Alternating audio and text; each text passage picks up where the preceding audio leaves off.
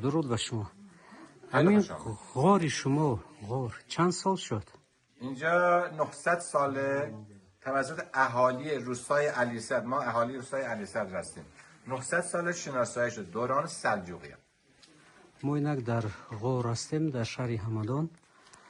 انا به حد عجایب غاری هست که 11 کیلومتر است. بازی ما 3 کیلومتر همین را طی کردیم.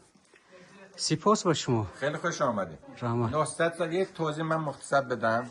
900 سال پیش توسط اهالی روستای علیصد دوران سلجوقیان شناسایی شده. 400 سال پیش دوران صفویه اینجا به عنوان آبنباری بوده. چون غار علیصد شما امروز تشریف آوردین دو تا در داره. دری که امروز وارد شدین 150 متر فاصله دار، یه در دیگه داره. از اونجا یه آبی 12 انجی از کوه سراب میاد داخل میکردن، اینجا آب میومده بالا با بارندگی که خودش میاد. بعد یه به عنوان آبنبار بوده و 3 تا آسیاب کار میکرده با همین آب.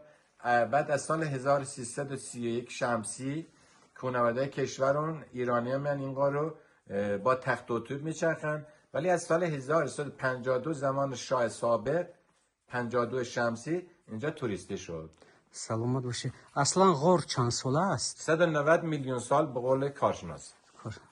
سپاسگزارم. سفرتون خوش باش. رحمت. میشه